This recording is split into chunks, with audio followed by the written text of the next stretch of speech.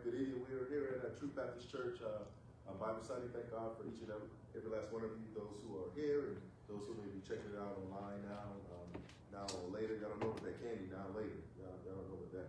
But God bless you all. We're in our study through the book of Philippians, looking at we're closing out chapter 1. I don't know if we'll finish today, but we're looking at verses 27 through 30. And we already got a reader ready to go to start us out. So let's go ahead and jump in. Philippians chapter 1, verse 27. Only conduct yourselves in a manner worthy of the gospel of Christ, so that whether I come and see you or remain absent, I will hear about you that you are standing firm in one spirit, with one mind, striving together for the faith of the gospel. Not being frightened in any way by your opponents. This is a sign of destruction for them, but of your salvation, and this is from God. For unto you it is given in the behalf of Christ, not only to believe on him, but also to suffer for his sake, having the same conflict which you saw in me, and now hear to be in him. Since you are going through the same struggle you saw I had, and now hear that I still have. Amen. God's word is blessed. It's not to us to obey. Thank God for each and every last one of you. Honor to all of you leaders and faithful Bible study attendees. Again, thank God for each and every last one of you, your families. Honor to my beautiful bride in her absence, and all of the saints, those who are on, and everyone in their respective places. So thank God for you. Looking forward to jumping in on our study in this chapter 1 piece. I know we talk about fruitfulness. Well, I was trying to get it up there, but I think it didn't come up. But what I will highlight the topics about fruit. I'll do that right quick.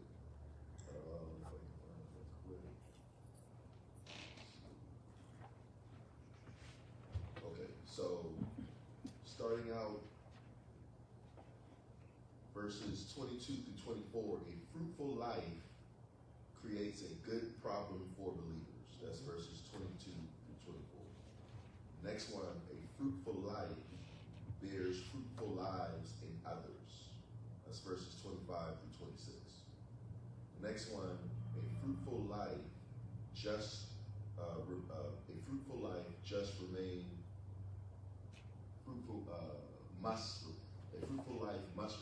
fruitful despite unideal scenarios. That's where we are. We're still there. A fruitful life must remain fruitful despite unideal scenarios.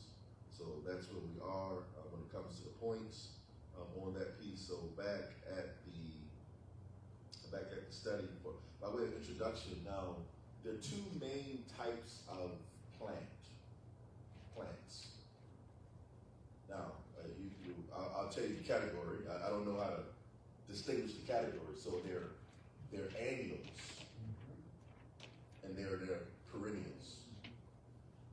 Question for us saints is, what kind of spiritual plant are we? If I'm an annual Christian, what does that mean? Yearly. The annuals, well, unless I don't understand the plant, the annuals don't come back. The perennials are the ones that come back at the appropriate time. So just by using that fruitfulness example, we want to be perennial Christians. We want again. A life. There's ebbs and flows in life. There's ups and downs. But a perennial, they're gonna keep on coming back, and it's gonna look as pretty as it was. Y'all not listening to me. It's gonna look as pretty as it was last time. All right, it's just an angle. That ain't everything. It's just something for us to consider because we're talking about fruitfulness. Just wanted to give you a different angle to look at it. But y'all ask me more questions about those, I won't be able to say anything else. I told you I give you all I got with the annuals in it. But just a little bit of jest. So we already looked at we kind of looked at the points already. Getting back to my spot. Paul is in Roman house arrest. He's still there. He's encouraging this church.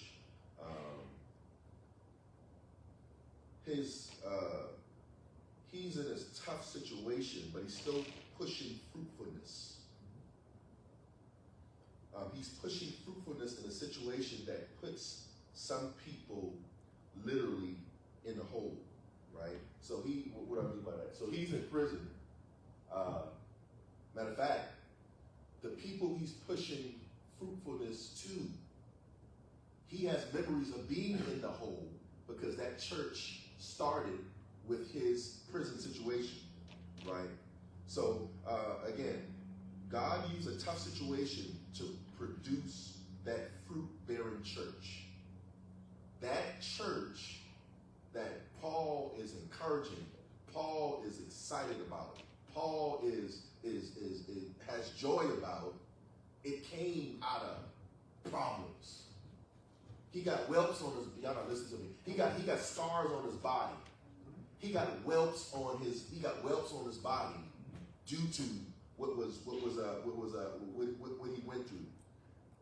I don't know if they when we read about the Philippian jailer, I didn't read the Bible saying they gave him his clothes back. Did they burn it? Did they rip it up? Did he have to get some more clothes? You understand what I'm saying? So that church was birthed out of that, right?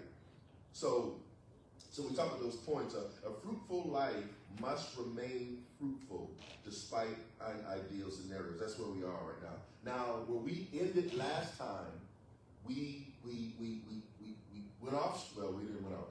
It's in my script, but it's not in the script.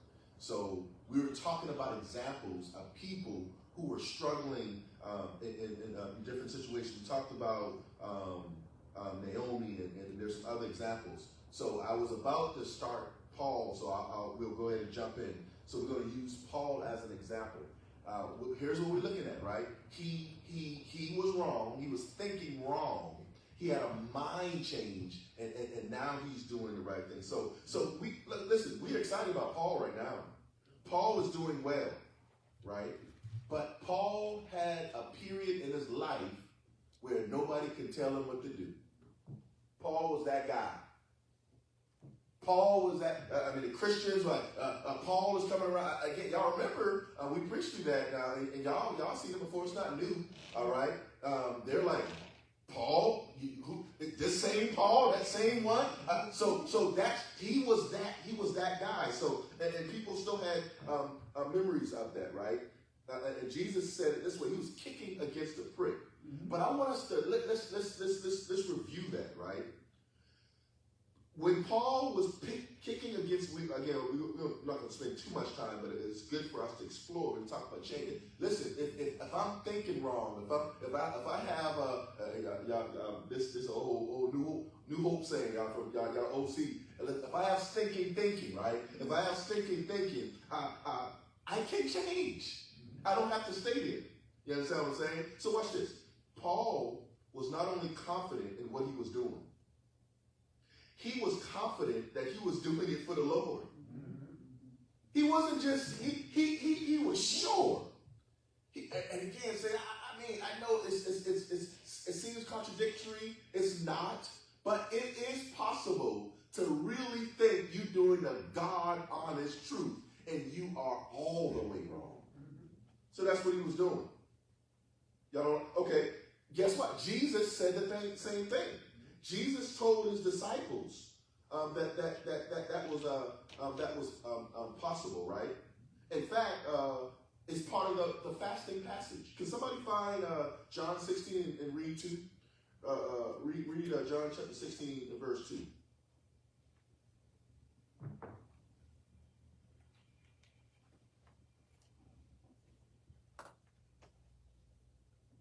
Anybody got it? John 16:2. Yes, sir. They will ban you from the synagogues, yet service to God. That need interpretation. We need MacArthur's commentary. We need, that's what I'm saying? Matthew Henry. Again, Jesus said that. Again, people go, and he went hard. He went all the way. They're going to kill you and think that they're doing God's will. So again, just talking about that, and this is kind of where Paul is right now. We remember Stephen. Paul was right there. He probably was close enough. I said it before. Blood was probably splashing on him. He was that close, because that's how gory that stoning is, right? So saints, challenge. Though it has to happen, we don't need to be the people to do it. Though people can say they love Jesus and hurt others and say they stand for, we don't have to be the one to do it.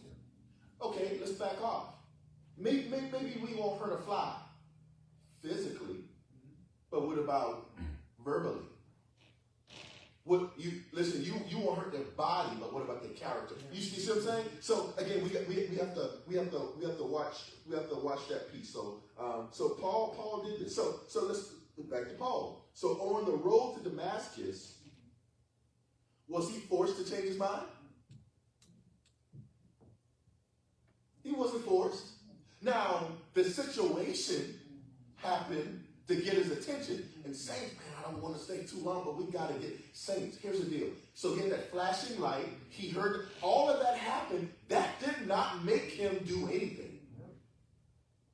And saints, we got to be very careful. You can hear the right stuff. You can get the right message, and you still can.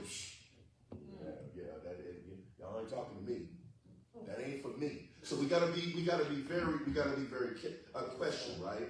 So kicking against the pricks. What also does that mean? That means it was not his first time being encountered.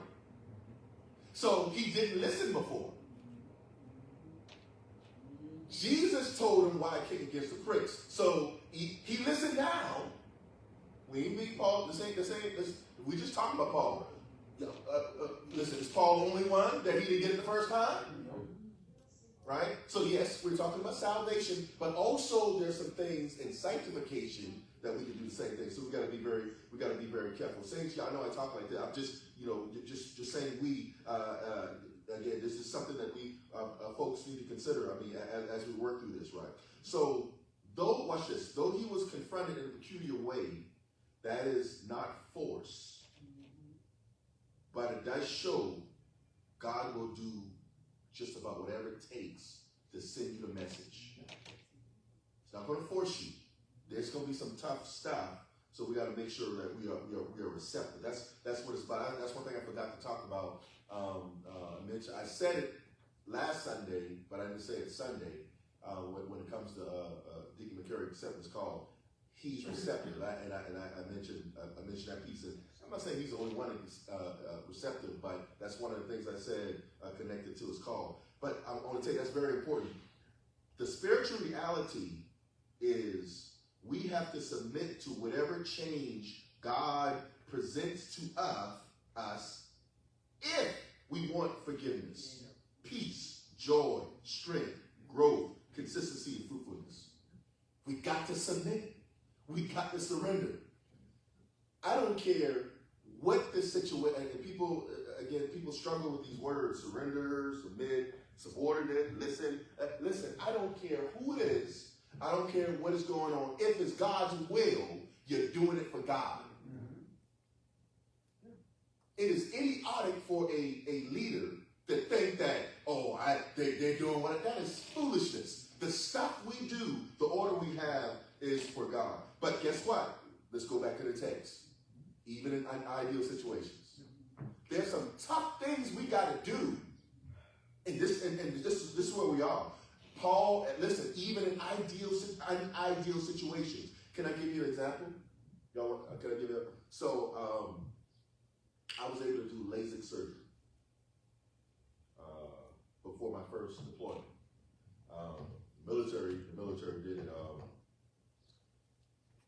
During the surgery, I was awake, right? I smelled the flesh of my eyes burning. Y'all not listening to me. I can smell the flesh of them burning my eyes. But I had to be still. Y'all not listening to me. I'm sitting there, no pain, no. It was no pain. They numb you up, right? They numb you up. I had to sit there. I was awake. I heard I heard the sound of the laser. I smelled the flesh of my eyes burning. I had to just sit there.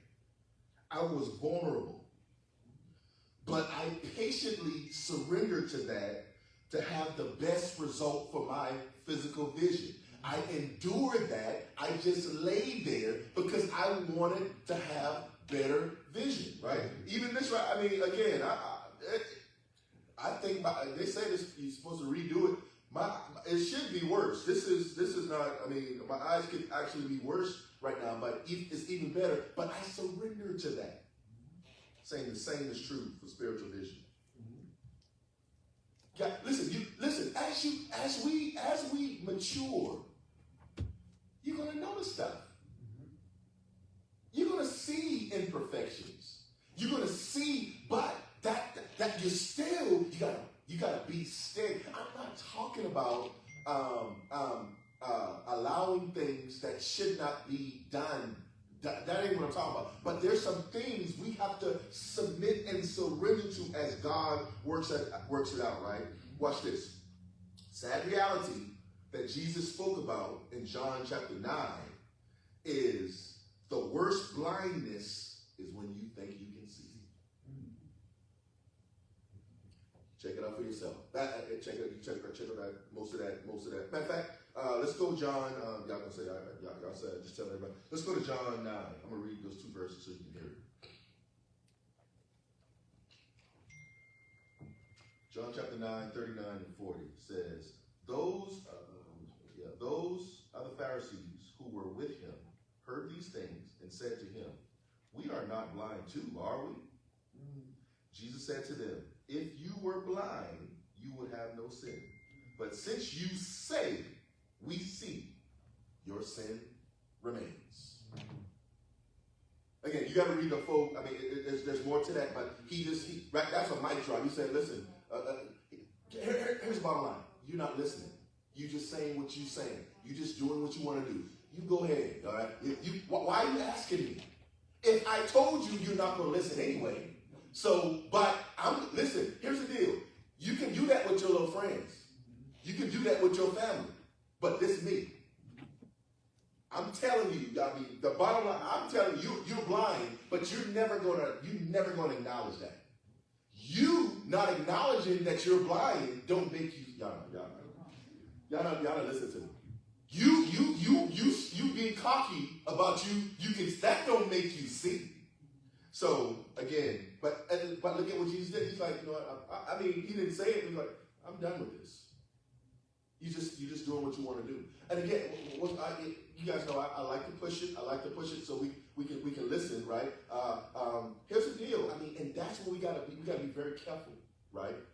Now, notice the connection. He's not going to force. There's some simple things that he wants to happen. He's just going to present it, and we got to surrender to it. We got to surrender to it. Okay. So that's y'all don't have to stop me at any time. So all right. So so now let's jump in. Let's go to the next point. Verse 28. A fruitful life must remain fruitful despite opposition. Look at verse 21. Y'all see that first part? And in no way be alarmed by your opponents. So we talked in that last verse, the last passage. We talked a lot about that striving, but this wasn't fighting. This was working together. Come on, you pull. Let's get this. Let's work at this. Let's do this. Let's do this together, right? And it was together and it was internal, right? And Paul, I like how Paul does this. So when he hit that hard. All right, you're working together, but there's some stuff you gotta work through. Come on, work through it together. But he is changing the prism. Y'all know. I guess I'm on eyes today. When you're in the chair, right? And they churn. I forgot that machine they call it, right? And they change the sign. So Paul just said, let me see how this looks. Let's talk about this. He's giving a wider view, right? So now he's giving a more comprehensive view about struggle, right? He's going to shift to external opposing struggle. That's what he's going to start talking about right now. And like he said, don't trip when they oppose you. He's saying don't do that. Saints, why? Saints, if it's sin, there's going to be opponents. So why are we acting like it shouldn't be, right? That word, I should have checked that. I guess that word that he used, I don't want to, this one I'm not sure of that pronunciation, but frightened, right? Hey, don't be afraid. Don't be that alarm is not. It's not like just a surprise. It's like don't be afraid, right? Don't be scared of your opponents. Let's walk a little bit through this, right? Now let's talk about opponents. Some have the power to imprison you. Duh, that's why I'm writing to you right now. Some can scandalize your name. Some can beat you. Some can beat your body. Some can kill your body. But still, you don't be afraid, right? Look at what he says next.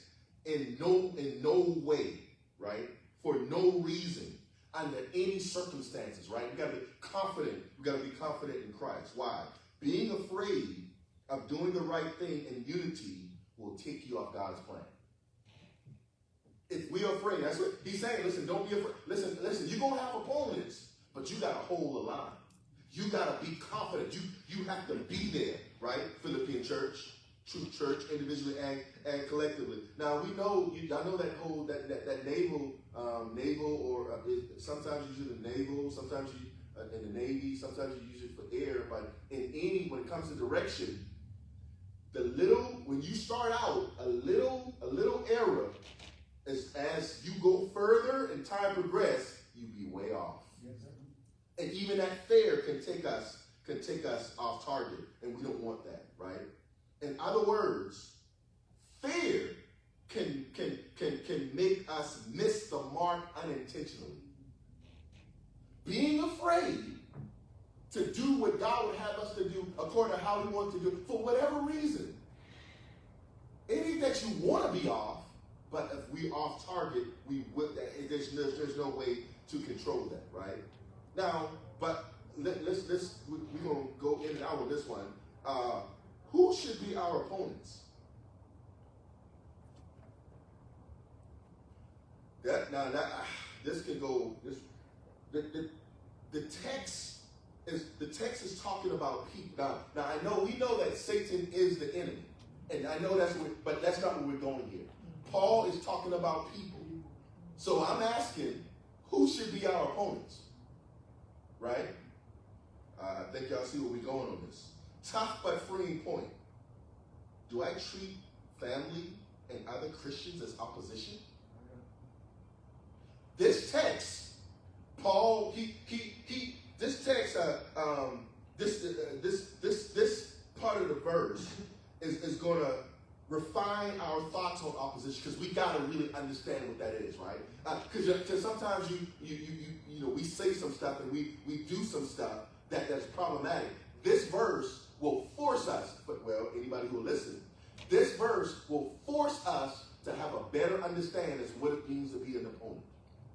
This verse right here, if you look at it, you can see it on your own. Why? Look at the next part.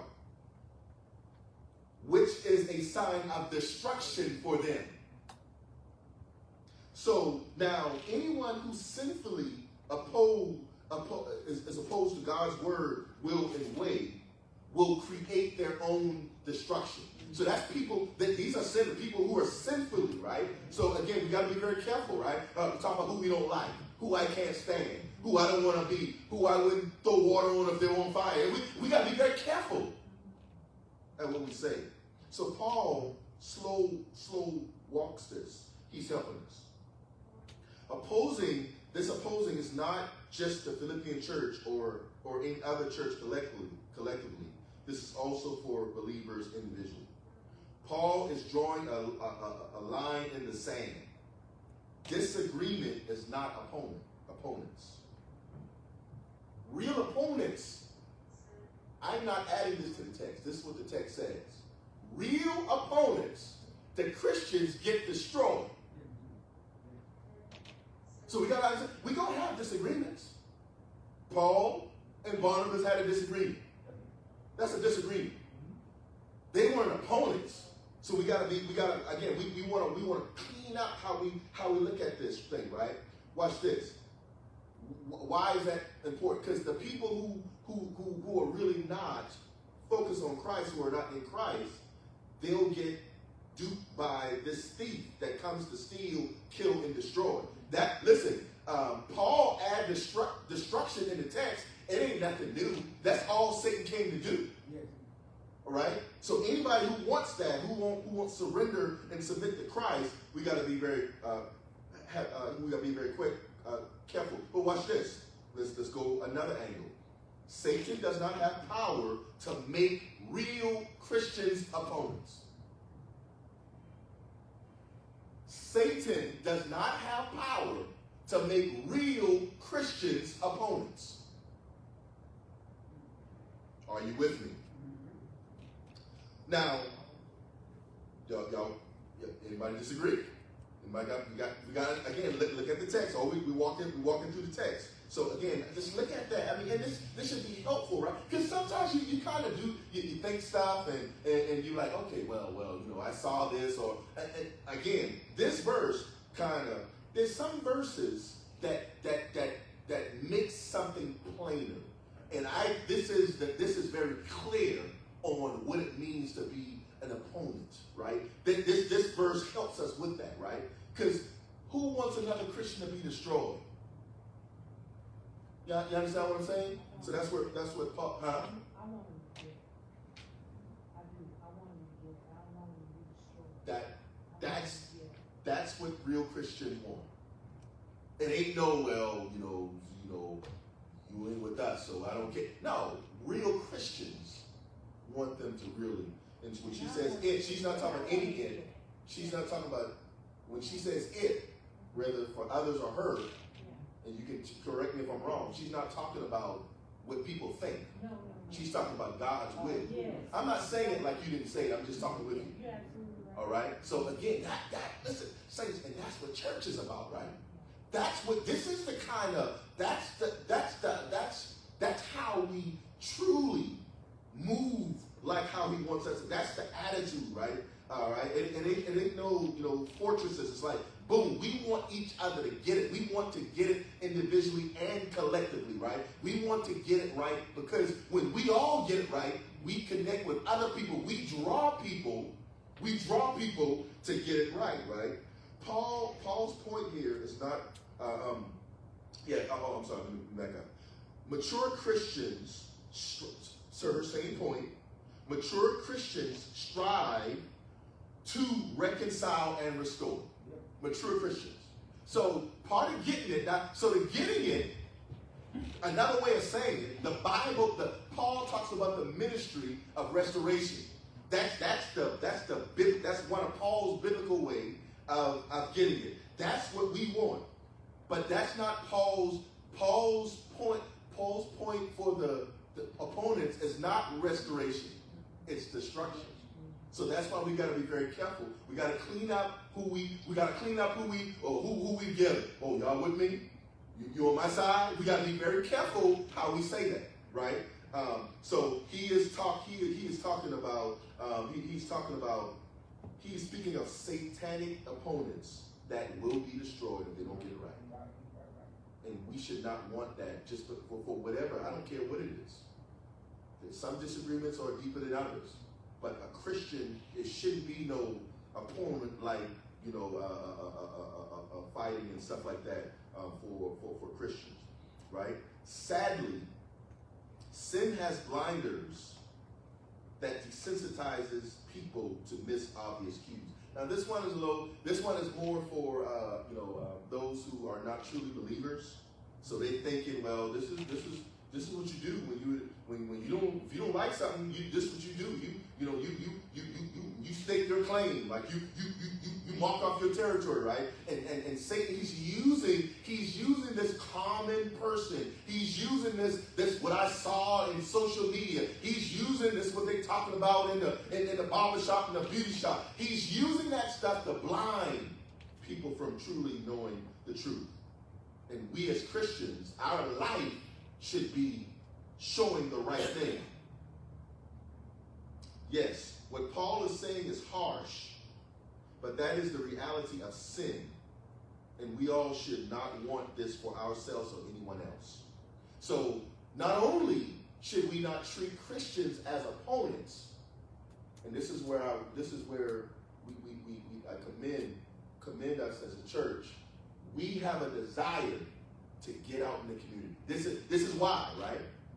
This is why we're trying to help, because listen, if they don't know him, that destruction word is for them.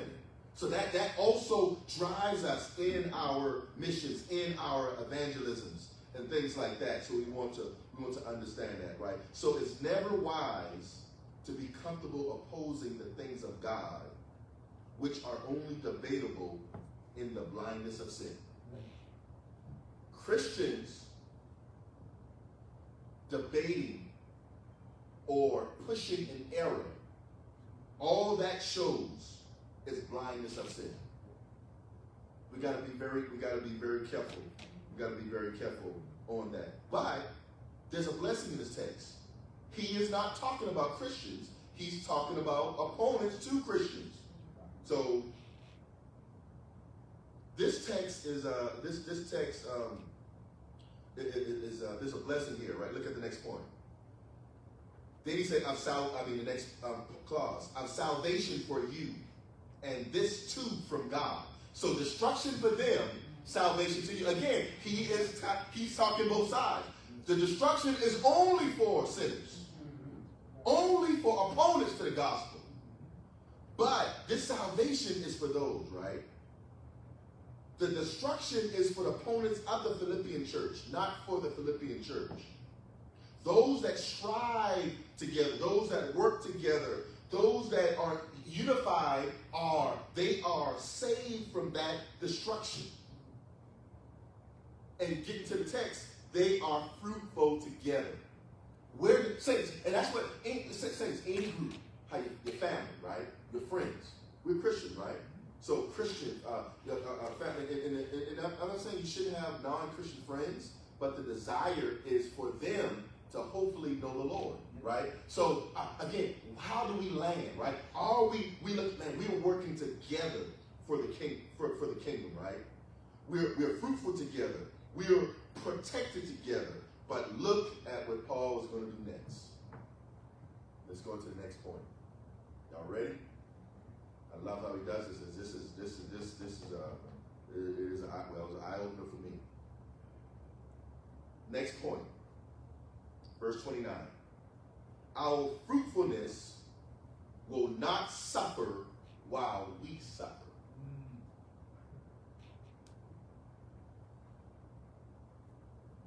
Do I need to read the verse again? For to you it has been granted for Christ's sake, not only to believe in him, but also to suffer on his behalf. Same discussion, same conversation. Matter of fact, there's a lot of commas in that verse. Well, we know there's no commas in the original text. But he is, we're flowing with the text. That's what we do, right? Look at the text, right? Paul encouraged them together. And he ended this chapter almost saying this. This joy you have, the world can't take it away, but they won't stop trying. They don't try. They can't take it away, but they're not going to stop trying to take it away. Are you listening to me? The suffering is common, but look at who it's for. The suffering Paul is talking about, listen, he talked all this joy stuff, right? Now he look at how he ended, how he landed. Now, what's interesting, y'all don't make me jump ahead. I don't know if we'll get there, but we may. What's interesting is this is the same tone he ends it, but the next chapter he busts a move and he gives it. It really shows. I mean, chapter 2 is the bomb.com, but it is out of here. Matter of fact, again, this is another example. It really shouldn't be a separation. It's a continued discussion, right? Look at who's for. This is for Christ's sake. What does that mean to you? This is a live question.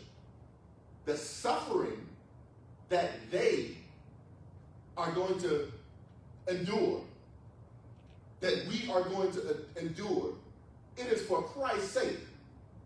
What does that mean? What does that mean?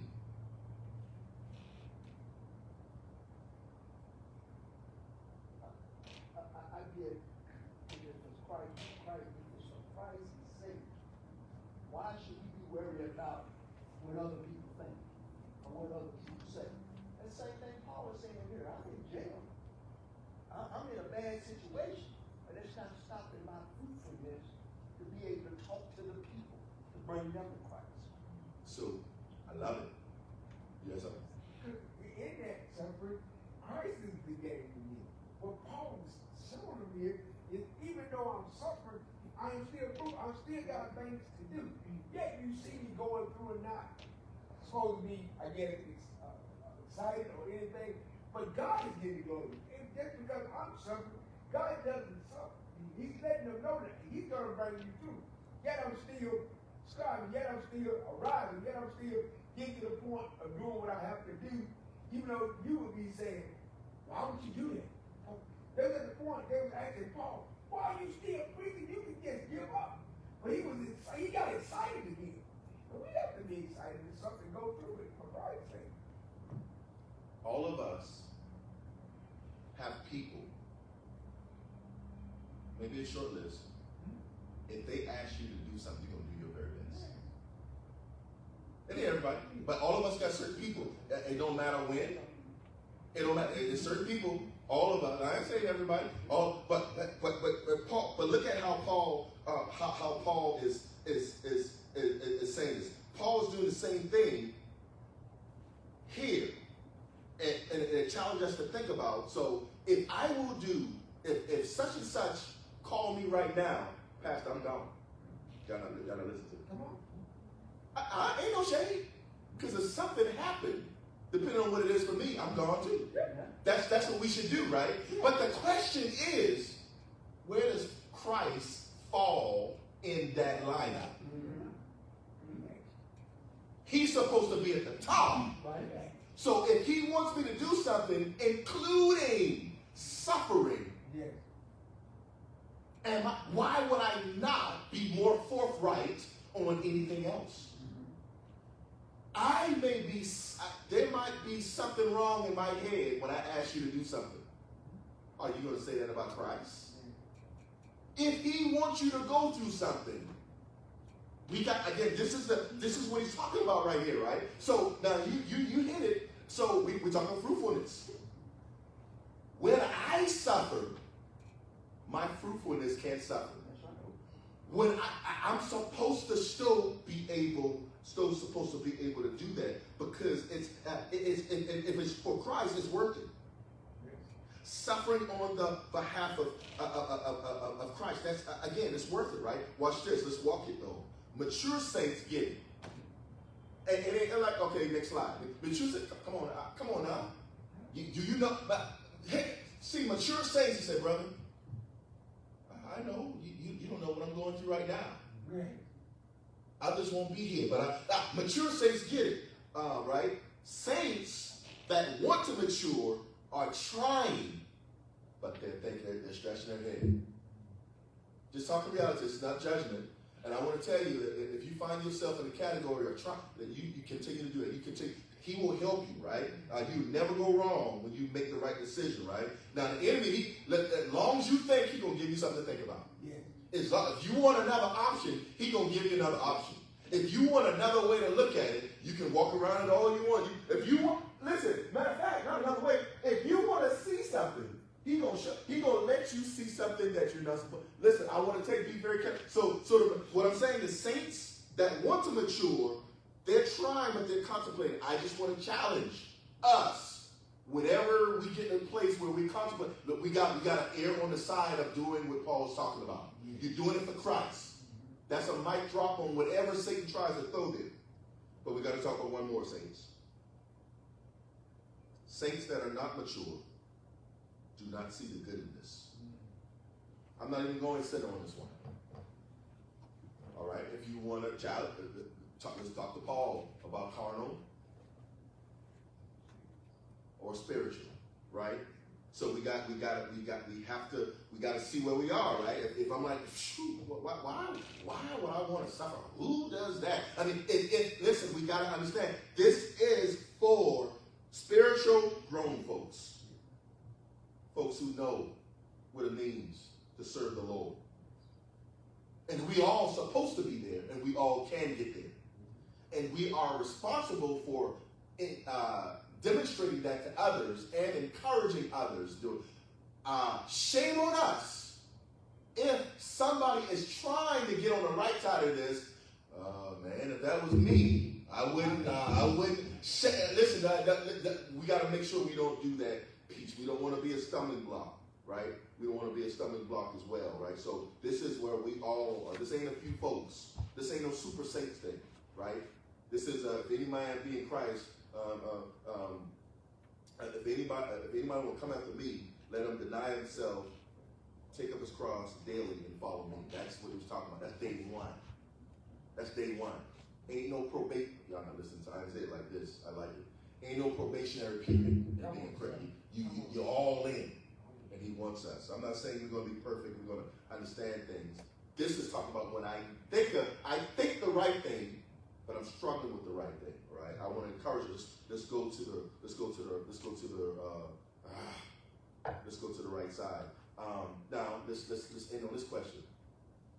Do you remember the time, or do you remember the time where you made the shift when you used to think, maybe not as strong as you should? Does anybody remember that? I'm not talking. Listen, it's just one little piece. None of us got the whole cake. None of us got the whole bag of cookies, right? But anybody remember the time like I do where I saw I made this shift? Oh man, I'm good. I'm trying, man. I used to do this, and I used to let my backbone slip, and I used to do all this kind of, but I'm trying. None of us have arrived. Anybody? 1996. I was in Barstow, California. Good video hole in Wall Town. 39 miles from NTC. That's where I rededicated myself and got baptized. It was a white church. And the pastor was retired, and that's where it was at. And in 2001, that's where I was ordained as a deacon. University Baptist Church, Macomb, Illinois. Another white church. I'll never forget those two events. Something internal, spiritual brought you to that. And the deal, and you mentioned that, and I know a real church is a real church, right? When we add anything to the church, we taint the church. Mm-hmm. That's what they say with the warranty. If you change the original setup of the car, if you put something, you lose the warranty, right? Listen, don't mess up the church. Try to put no tag on it. You lose it. So the church is a church. You went to two different churches, but but the distinction you made is important, and it's not because it should not matter. Doesn't matter when God speaks to us, we should listen. Back to surrender. I said that to make that distinction because in 1996, when I rededicated myself and got baptized, I had already spent 7 years at New Hope. Never joined. Never rededicated myself. But I went left there with the Marlboro, 3 years, never joined it. Didn't get rededicated or nothing. Left there, went out to California. That's where it is. That's where it is. And these two churches prior to that, they were black churches. That's why I made that distinction. Because it doesn't matter where you at, or where you go. Absolutely. It's from God calls you. Absolutely. And then, and Paul's example that we talked about, we got to hit out. But Paul's example, that wasn't the first time, but he got it. Right? So when God speaks, doesn't matter where it is, the reception issue is on us. And it doesn't matter what it is, God speaking. It doesn't matter where you are. We're vessels. Everybody who's teaching, preaching, they're vessels. All right. So, but that's very important. But here's why I want to challenge us on a similar thing. I mean, our sanctification is only possible when we hear what God is saying. That's it. That's it. When we hear, we can't say he's not talking. When we hear, when we receive, that's a whole other thing. So no, this is good. We'll continue. Now, next week we're going to do I know we got the flyer out there. We're going to do a different format. We'll talk in our meeting as far as options for prayer, but we're going to be teaching while we're eating. Right, we'll be downstairs, so we'll talk through that and line that up on tomorrow. But I thank God for each and every last one of you. Fasting focus, we talked about already to 6 p.m. for those who can join us on that. Thank God for each and every last one of you. I'm looking forward to all we can continue to do for our meeting. Any other announcements or anything? Cool. Just appreciate all we continue to do. Just a couple things we need to talk to you about. Okay. That's what you sent out. Sure. About support. Okay, great. All right, so let's go. Sister Spencer, can you pray first, please? Dear Heavenly Father, we just want to thank you, Lord.